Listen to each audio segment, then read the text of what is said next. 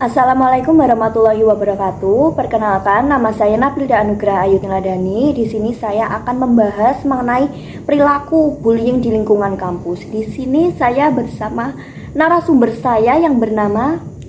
Ya, perkenalkan, nama saya Cicilia Helvi Dwi Cahyaningrum. Saya ingin bertanya, menurut pengetahuan Anda, bullying apa sih?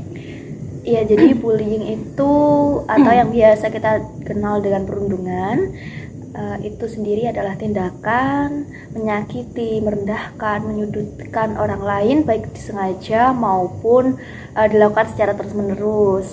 Biasanya perilaku bullying ini itu dilakukan kepada orang yang kuat, kepada orang lemah, jadi menindas orang yang lemah, seperti itu. Bagaimana tanggapan Anda mengenai bullying di lingkungan kampus?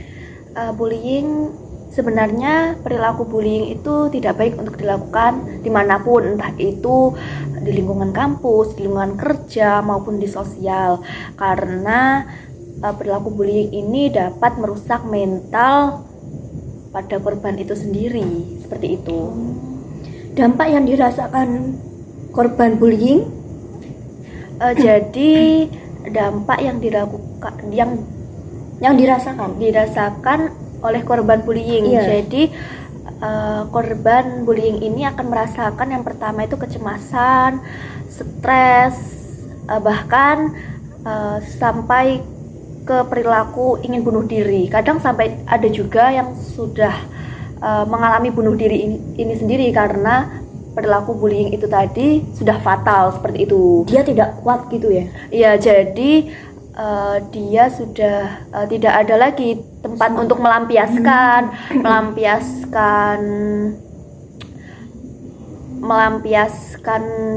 entah itu unek-uneknya itu sendiri, baik ke keluarga, ke teman maupun ke orang lain, seperti itu. Jadi dia memendam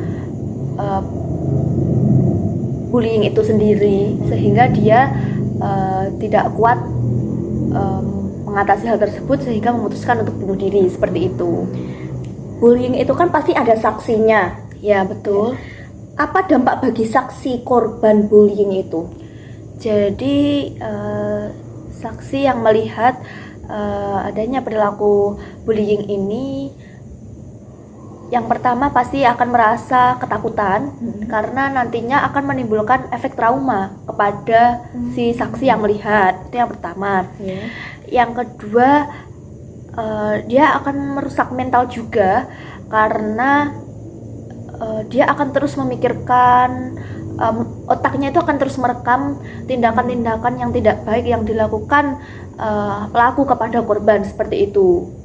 Berarti dia juga takut untuk melaporkan. Iya, bisa jadi dia takut untuk melaporkan karena yang pertama biasanya saksi itu biasanya bahasa istilahnya itu seperti disuap. Jadi dia itu entah nantinya diancam atau nantinya diberi uang untuk menutup mulut, seperti itu. Bagaimana cara untuk mengatasi bullying itu? Sebenarnya cara untuk mengatasi bullying itu melakukan pendekatan, baik itu pendekatan kepada keluarga, kepada teman, dan lain-lain. Karena bullying itu sendiri dapat terjadi karena kita itu merasa kayak dikucilkan ya, kayak kita itu merasa rendah diri gitu. Jadi kita sebisa mungkin untuk percaya diri gitu, percaya diri yang pertama.